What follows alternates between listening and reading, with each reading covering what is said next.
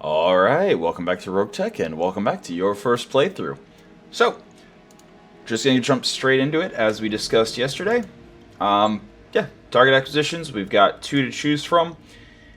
I don't know how well we'll be able to destroy any of the defenders, but even if we just take down the turret generator, there will be potentially some decent salvage on the board.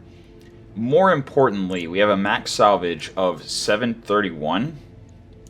And each increment of C-bills is only about 50,000 or so. So, as usual, the jump of 2 priority picks is always going to be worth it, especially when the C-bill payout's that low. The random salvage alone might be able to get us 50,000, but with 2 priority picks, we can definitely pick valuable things to scrap or sell. So, definitely minimum 624. I think based on the fact that, again, we're good for the next financial report, even if we go extravagant again. So I'm going to go for full salvage just to see what we can get to maybe help us get some interesting components for the 3 mechs we're working on building, as well as, possibly upgrading the mechs we have a little bit. It's always very easy to just decide to go full salvage when the C-bill payout is so incredibly low. Alright. So I believe the plan was to drop the faster mechs and the vehicles all together. So that means bringing the Copperhead. And this way we can test to see if we're able to successfully capture the points before the kill team drops without risking our actually valuable important mech. So, total fodder run. We do need to use all the vehicles, and I believe the plan was to put Horik in the Copperhead because he's the most expendable of our tank pilots. Rusalka in the Mockingbird, so it's getting 13 evasion, which is insanely amazing.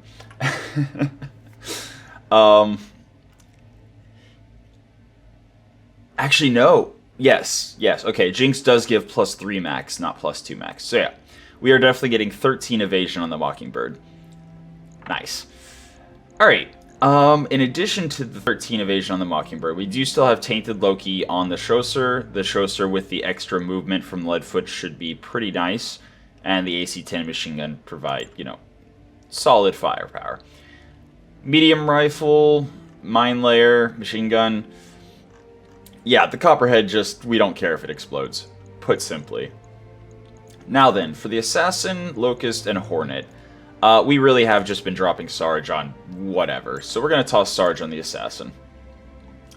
And that maybe gives us a little bit more of a chance of, not having the Assassin explode and possibly actually getting some damage out with the SRMs and medium laser. Maybe. Then we have the rest of the team to choose from. I think we are going to put Braver on the Locust again. That does give us 4 affinity on the Locust, as well as, once more, we can fire the machine guns all out every single round and never have recoil. So, there's that. There's no reason to drop Narf. We're definitely not going to call in the Bushwhacker. So, we're going to just not toss him in. Scion's actually a good pick for the Hornet, because even if the Hornet explodes horribly and painfully, Scion has plot armor and will not die. And I think, yeah, we're definitely not going to risk Narf. Huldra, I do really appreciate military Mechwarrior Reckless Lucky. Like, yeah, that's a combo compared to the others that... Where's the other Reckless... I thought we had another Reckless Lucky floating around.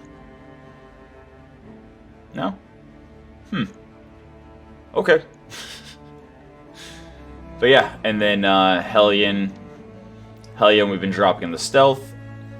Because she has neural implants, if we can get enhanced imaging or a DNI cockpit, it's going to be really good. Mostly just because, like, you have to have enhanced imaging, or you have to have neural implants to run enhanced imaging or the digital neural interface (DNI), and they do give increased melee damage. So, or at least DNI does. I don't know if enhanced imaging does. Regardless, melee mech. That's what we're building her up for. So that'll be fun. But yeah, there's our 6 available units. We have 2 battle armor slots, but no battle armor to put them in. Or put in them. So yeah, with that, let's drop and see if we can pull it off. Alright, here we go. 1 skull target acquisition. So, command interface initiated. On target acquisitions. The goal is, as Darius says, to mark specific sites for an artillery strike on a fixed fortress or, facility of some kind. And then once you've dropped the points, you wait for evac as the facility is destroyed by whatever allied support that you drop in. So, yeah. Yeah, and as Darius just said, the artillery does not discriminate. If you're too close to the strike point, you will lose mechs or vehicles. It does insane. I think it's like 9,000 damage per hex or something like that. Really ridiculous damage. So you don't want to be anywhere near the blast. And Darius. All right. Darius did mention the camera pans whenever Darius is talking at the beginning of a mission. I don't think I've mentioned this yet. The camera will pan around and show you various things. This is optional reinforcements, but this is optional, not reinforcements, additional enemy forces. But this is also where the camera panned whenever he was talking about evacuating after the mission is complete. So this is the part of the map we're going to want to be in once the facility explodes. The target zone. Yeah, target zones. It's not okay. Here, if you hover the zone, it doesn't show which one's which, but if you hover the objectives, it does. So that one's Alpha, that one's Bravo, and that one's Charlie. But it's worth noting there is no requirement to activate them in any particular order, as long as you activate each one before the timer runs out. And you can see right here, place beacons for artillery quickly, 8 rounds. Well, first of all, to place a beacon, you have to end your movement in the specific place beacon target zone. And then, at the end of the round, you will have the beacon placed and the zone will activate. Unless it's changed, if you wait until the very last round of placing the beacons, I've had the kill team drop at the end of the final round. So you want to have the points captured before this reaches the end of the countdown. You always want to make sure that you do not have to fight the first kill team. Because the first kill team that drops if you do not activate the points quickly enough will be shooting at you the entire time you're waiting for the actual artillery strike or whatever to destroy the facility. So at least if you fail to evac in time, the second you get to the evac point, it doesn't matter if the kill team dropped because you would get whisked away. But the first kill team that can drop whenever you don't activate the points fast enough will have at least, I think, 4 rounds as the facility is destroyed and you're able to evac. It's something like 4 rounds after you finish setting all the points. Now, if you do successfully set all the points at any time before the timer runs out, before the 8 rounds passes, you're completely fine. Like, there will be no first kill team, and you can just get to the evac, or the future evac point, and wait for it, and then get away. Now then, you can see it has destroy enemy garrison, which is right there next to the facility, and destroy additional enemy forces. So, again, I have support lances disabled mostly for Challenge Run Mark III, but this particular, every target acquisition, it's almost certain that you're going to be facing at least 2 lances of defenders at the start. In addition to that, the facility itself will pump out 2 vehicles at a time every round. Or I think it's every round. It might be every other round. In any case, vehicles will continuously come out of the base until it is destroyed. So once all of the target zones are deployed, until the actual whatever fires off and destroys the facility, you will still have tanks coming out. So that's a consideration you always have to plan for. Like, there will always be enemies coming out of the facility itself. Other than that, so yeah, we're gonna go fast. We're gonna capture the points. Oh, right, and if it wasn't obvious from the way I said it, you can end up with 2 kill teams dropping on a target acquisition. If you don't capture the points fast enough, the first kill team will drop, and if you don't evacuate fast enough, the second kill team will drop. And even on half skull and 1 skull missions, kill teams are insane. Like, kill teams are usually like very, very powerful heavy and assault mechs, even on really low skull missions. Now, higher rated missions, like a 8+ skull target acquisition, your forces are probably fairly likely to be similar in strength to what the kill teams drop, just because there is a ceiling to how powerful a lance of mechs or vehicles can be. And the value does increase with skull rating. So the half skull and 1 skull target acquisitions will have considerably weaker kill teams than a, say, 10+ skull target acquisition. But the kill squads are the kill teams are going to be insane. Just regardless, even if it's just 4 vehicles that are running ultra autocannon 20s or something like that.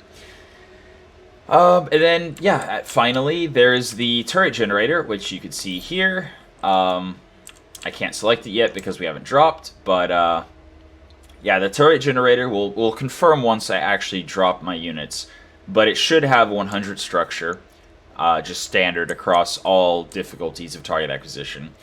And there will be 4 turrets that will shoot at us every round until the turret generator is destroyed or until the turrets themselves are destroyed. Now, I don't remember if it's super obvious where the turrets are on a target acquisition. I know destroy base, defend base, etc., etc. There's always like the turret posts. But I think in target acquisition, the turrets are just like on the ground, not with posts. Yeah, I don't see any specific like places where it would be obvious that a turret would be spawning. But yeah, some do, some don't. Some have the extra posts, some don't. And it is possible for there to be no turrets whenever you drop on a target acquisition. Just like any time you drop on any mission, there's always a chance that you won't be fighting a full 4 units for a lance, or there might not be, you know, there might not be turrets, even if there are turret posts. Like, you can drop on a destroy base or whatever and not have turret spawn. So, it's just quite likely, and you always want to drop in such a way that you can destroy the turret generator, preferably in the first round, because that basically takes 4 enemies off the board instantly. And to that end, that definitely means we do not want to drop on the backside of the base, because if we drop on the backside, obviously we will not be able to get line of sight to the turret generator. I mean, maybe if we drop on the high ground over here, we might be able to get line of sight, but it's just safer to drop across and on the other side. Not to mention, we do have the benefit of the road, so we will be able to potentially run up the road and destroy the turret generator before we worry about anything else. Yeah, I'm not wanting to drop on the high ground over here. Again, here's a road, but if we drop on this part of the road, even after the first round, it would probably take us at least a second round to be able to get line of sight to the turret generator. And that is really the first and biggest consideration when you're dropping on target acquisition, is destroying that turret generator as fast as possible. Actually, if I drop on the high ground here, I won't have access to the road immediately. But with the high ground, I should be able to get line of sight past this building, past this structure to the turret generator. Then again, we could just drop on the road and see, and just position where we have line of sight to the turret generator. So, yeah, we'll do that. Let's see. So, first up, we have the Assassin and the Locust, which are our two fastest mechs. Then we have the Hornet, which is going to be more of a fire support mech than anything since it's slower.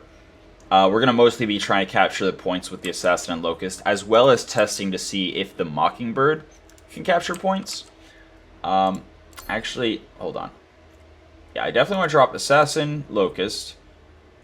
I'm going to actually drop the Hornet there, and then the Copperhead, since I'm mostly going to use it as a mine layer, doesn't need to be quite on the road. But the Chasseur, especially treaded and wheeled vehicles, well, especially wheeled vehicles, travel much, much faster on a road. So the Chasseur, we want to have the most mobility we can on it, and then the Mockingbird we can literally just drop wherever, since it's a VTOL, and so it doesn't care about roads. Now then, we have started, it looks like actual combat, so we did not drop in any way in a hot drop. So instead of getting the reposition round, well, then again, added spawn protection. Okay, no, this is the reposition round. Alright, and that's why we have dotted lines. You can see there is no direct line of sight that the Mockingbird's getting to the turret generator. We are seeing a enemy VTOL, a CX, ooh, tag, cool. If nothing else, it'll be nice to have a tag. Wolfhounds usually are pretty decent. They also have the quirk accurate energy, or accurate lasers or whatever, where you get +1 accuracy with lasers. So those 5 energy weapons are likely to be lasers of some kind that all have inherent +1 accuracy. And then the Ripper SPL, not sure what that's carrying, but a Ripper is incredibly light, so I'm assuming the missiles are wing-mounted weapons, or wing-mounted like bombs or whatever. Which means, you know, they don't take any tonnage, and they are potentially very scary. And indeed, the anti-aircraft generator, the turret generator is 100 structure. I am not seeing any turrets, though. So, okay, the other alternative, if it's not a turret generator, it could actually be, and I think this is an example of it, the anti-aircraft generator. I believe when I destroy this, I'll be able to get reinforcements, like friendly units. But I currently have friendly lances disabled, again, for Challenge Run Mark III. So I don't know if it'll actually do anything if that is the case, but that is another option that if you have a generator on the map and there are no turrets, then usually destroying it will give you allied reinforcements. Unless you have allied lances disabled, in which case it used to not, but it could now. It's one of those things where like I haven't played a target acquisition since the handheld rework, or like, you know, since Challenge Run Mark II. So it's gonna be a bit of a learning experience here. But yeah, I think we just swing in. Although I do kind of want. Oh, this is the Locust. This isn't the Wolfhound at all, or not Wolfhound. This is not the VTOL at all. This is the Locust. So that's a whole thing to consider. In that case, yeah, I'm gonna keep line of sight broken during the reposition round. We should be able to actually very easily run around through this ravine here to capture that target zone. But we also are going to need to get to the one way back there. It's going to be interesting, that's for sure. Yep. Alright, Sarge, the Assassin. Yeah, also sprinting into cover. Trying to take as little damage as possible while having as much evasion as possible. Good times. And there's a Kabuto, okay. As I said last time I saw one, Kabuto could be very, yeah, that's interesting. Pair of light PPCs. I've never seen a Kabuto that didn't have something kind of interesting. So light PPCs, if it hasn't changed and if I remember correctly, it is 3 tons and 2 slots, I think, for I believe 30 damage at extreme range. That also gives the PBC debuff, and has increased accuracy compared to standard PBCs. So, Waiting for orders. good times. Put simply, good times. Alright, getting 7 evasion with the Hornet. Again, light mechs survive specifically by not, having, or by dodging bullets with high evasion. Ooh, actually the Wolfhound moved forward where we might be able to backstrike it. A quick kill on the defenders would be pretty useful. Also, the reinforcement vehicles that come out of the facility, I believe you have to activate the first point before they start spawning. So it can be very advantageous to have all of your units ready to capture all 3 points at the exact same time in order to have as few vehicles spawn as possible while you're waiting for the facility to be destroyed. Alright, Tainted Loki, the Chasseur along the road can now get 8 evasion. That is beautiful. I'm going to swing out a little bit, just so that we're not lining up quite so much for stray shots. And there's the Chasseur done. Hey. Ursulka in the Mockingbird. 10 evasion before we even spin up to speed. Beautiful. And then we also see a Mantis. Okay.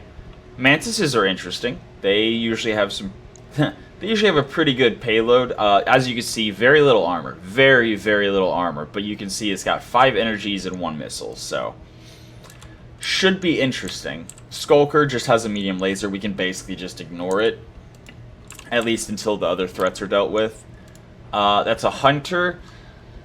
The 3RA, I am concerned that might be the LRM-20 Hunter.